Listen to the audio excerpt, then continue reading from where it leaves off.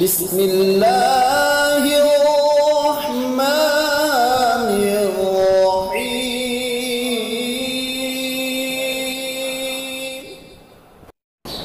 وَإِذَا قُرِئَ الْقُرْآنُ فَاسْتَمِعُوا لَهُ وَأَنصِتُوا لَعَلَّكُمْ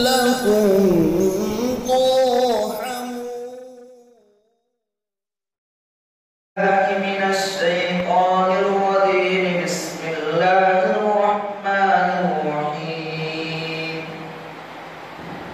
وقضى ربك ألا تعبدوا إلا إياه وبالوالدين إحسانا إما يبلغن عندك الكبر أحدهما أو كلاهما فلا تقل لهما أف ولا تنهرهما وقل لهما قولا كريما. اور حکم کر چکا ہے تمہارا پروردگار کہ تم عبادت مت کرو مگر اسی کی، اور والدین کے ساتھ حسن سلوک کرو، اور جب تمہارے سامنے ان دونوں میں سے کوئی ایک بڑھاپے کو پہنچ جائے یا دونوں کے دونوں، تو تم ان کو اف بھی مت کہو اور ان کو مت جھڑکو اور ان سے نرم والی شفقت والی بات کرو. اس آیت کریمہ میں اللہ تعالیٰ نے بندوں کو اپنی عبادت کا حکم دیا ہے اور ساتھ ہی ساتھ والدین کے ساتھ حسن سلوک اور ان سے اچھائی کا معاملے کا حکم دیا ہے. اس آیت کریمہ میں اللہ تبارک و تعالیٰ نے دو جز فرمائے ہیں. نمبر 1 اللہ تبارک و تعالیٰ کی اطاعت اور دوسرے والدین کے ساتھ حسن سلوک. جیسا کہ ہم جانتے ہیں کہ اس پوری کائنات کا مالک وہ وحدہ لا شریک لہ ہے، اس کے سوا اس دنیا میں کوئی عبادت کی لائق نہیں ہے. وہ واحد ہے، یکتا ہے، اور اس کو یہ مناسب نہیں ہے کہ اس کے علاوہ کسی غیر اللہ کی عبادت کی جائے. جیسا کہ ہم آسمان اور زمین کو دیکھتے ہیں، درخت، پہاڑ، پھل پھول، باغات اور محلات کو دیکھتے ہیں، تو ہمیں یہ بات سمجھ میں آتی ہے کہ کوئی نہ کوئی ضرور ہے جو ان تمام چیزوں کو پیدا کرنے والا ہے. جب ہم غور و فکر کرتے ہیں تو یہ بات سمجھ میں آتی ہے کہ وہ اللہ ہے جو تمام چیزوں کو پیدا کرنے والا ہے. اگر کوئی عقل مند اپنے عقل کے ذریعے ان تمام چیزوں پر غور کرے اور وہ اللہ تعالیٰ کو ماننے والا نہ ہو، تب بھی وہ یہ کہے گا کہ کوئی نہ کوئی ضرور ہے جو اس تمام دنیا کی نظامت کو چلانے والا ہے، اس لیے نظام برقرار ہے.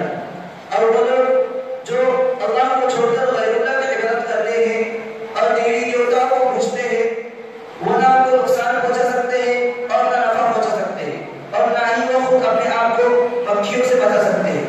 اس لیے اللہ تعالیٰ نے فرمایا کہ تم عبادت مت کرو مگر اسی کی، یعنی اللہ تبارک و تعالیٰ کی. اس آیت کریمہ کا دوسرا جز وبالوالدین احسانا، کہ والدین کے ساتھ حسن سلوک کرو.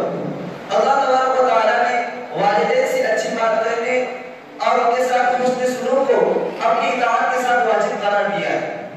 جیسے کہ سورہ لقمان میں اپنے شکر کے ساتھ والدین کے شکر کو ادا کرنے کو بھی واجب قرار دیا ہے. انشکر لی ولوالدین.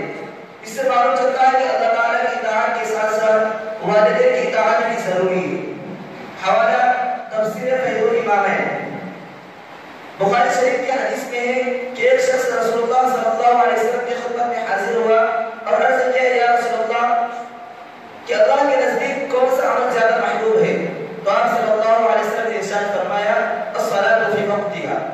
اسی طرح اس شخص نے عرض کیا کہ اس کے بعد اللہ کے نزدیک کون سا عمل زیادہ محبوب ہے؟ تو رسول اللہ صلی اللہ علیہ وسلم نے ارشاد فرمایا، الجہاد فی سبیل اللہ، اللہ کے راستے میں جہاد کرنا. اس کے بعد اس شخص نے عرض کیا کہ پھر کون سا عمل اللہ کے نزدیک زیادہ محبوب ہے؟ اس شخص نے آپ صلی اللہ علیہ وسلم نے عرض کیا، بر والدین، والدین کے ساتھ حسن سلوک کرنا. اب یہ ضروری نہیں ہے کہ والدین کے ساتھ حسن سلوک کرنے میں والدین کا مسلمان ہونا ضروری ہے، کیونکہ بخاری شریف میں حضرت اسماء بنت ابو بکر صدیق رضی اللہ عنہ کا واقعہ منقول ہے. فرماتی ہے کہ میں نے رسول اللہ صلی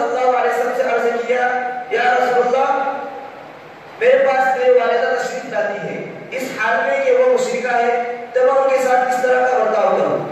تو آپ صلی اللہ علیہ وسلم نے ارشاد فرمایا سلی امکی کہ اپنے والدین کے ساتھ حسن سلوک کر، ان کے ساتھ اچھا معاملہ کر۔ اور ایک حدیث میں ہے کہ وہ شخص خواب میں مل گیا جس نے اپنے والدین کو پایا ہو اور جنت نہ کمائی ہو۔ اسی طرح ایک حدیث میں آیا ہے کہ الجنت تحت اقدام الامہات کہ ماں کے قدموں تلے جنت ہے۔ حوالہ جلالہ ہے۔ ایک مرتبہ نبی کریم صلی اللہ علیہ وسلم نے صحابہ کی جماعت کو عرض کیا کہ جو شخص اپنے والدین کو محبت کی نظر سے دیکھتا ہے تو اللہ تعالیٰ اسے حج مقبول کا ثواب نصیب فرماتے ہیں۔ تو صحابہ میں سے کسی نے عرض کیا یا رسول اللہ اگر کوئی آدمی اپنے والدین کو دن میں 100 مرتبہ دیکھے تو کیا اسے 100 مرتبہ حج کا ثواب ملے گا؟ تو رسول اللہ صلی اللہ علیہ وسلم نے ارشاد فرمایا یہ اللہ تعالیٰ کے لیے بعید نہیں ہے، وذالک علی اللہ یسیر، اور یہ اللہ تعالیٰ پر آسان ہے۔ اس لیے کہ بندہ جیسے اپنے رب کے ساتھ گمان کرتا ہے اللہ تعالیٰ اسی طرح فیصلے فرماتے ہیں۔ حضرت ابن مسیب رحمۃ اللہ علیہ فرماتے ہیں کہ تم والدین کی خدمت اس طرح کیا کرو جیسے کہ انہوں نے بچپن میں تمہاری خدمت کی ہے، کہ انہوں نے کبھی بھی تمہارے پیشاب پخانہ کو صاف کرتے وقت آر محسوس نہیں کی اور کبھی اس سے گن محسوس نہیں کی۔ اسی طرح تم ان کی بڑھاپے میں خدمت کیا کرو کیونکہ بڑھاپے میں خدمت کے احتیاط زیادہ ہوتے ہیں اور والدین بڑھاپے کی وجہ سے ان کی عقل بے شعور ہو جاتی ہے۔ اسی طرح تم ان کی خدمت کرو جیسے کہ انہوں نے بچپن میں تمہاری خدمت کی ہے۔ اب یہاں پر یہ بات جاننا ضروری ہے کہ والدین کی خدمت میں سے کون زیادہ حقدار ہے، والد یا والدہ؟ تو ریاض کی حدیث میں منقول ہے کہ ایک شخص رسول اللہ صلی اللہ علیہ وسلم کی خدمت میں حاضر ہوا۔ جاء رجل الى رسول اللہ صلی اللہ علیہ وسلم من احق الناس بحسن صحابتی قال امك قال ثم من قال امك قال ثم من قال امك قال ثم من قال ابوك۔ اس حدیث سے ثابت ہوتا ہے کہ والدین میں سے زیادہ حقدار حسن سلوک کی ماں ہے، کیونکہ ماں اپنے بچے کے لیے جتنی تکالیف برداشت کرتی ہے اتنا والد برداشت نہیں کرتا، اور وہ اپنے بچوں کو اپنے خون کا جگر یعنی دودھ پلاتی ہے۔ ماں وہ ہے جس کی آنکھوں میں ٹھنڈک ہے، جس کی پیشانی میں نور ہے، جس کی باتوں میں محبت ہے، جس کے دل میں رحمت ہے، جس کے ہاتھوں میں شفقت ہے، جس کے قلب میں تھوڑی جنت ہے، اور جس کی آغوش میں تمام جہان کا سکون رکھ دیا گیا ہے۔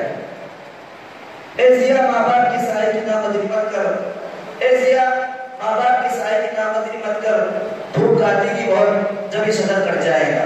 اللہ تعالیٰ تمام کو ماں باپ کے ساتھ حسن سلوک کرنے کی توفیق عطا فرمائے۔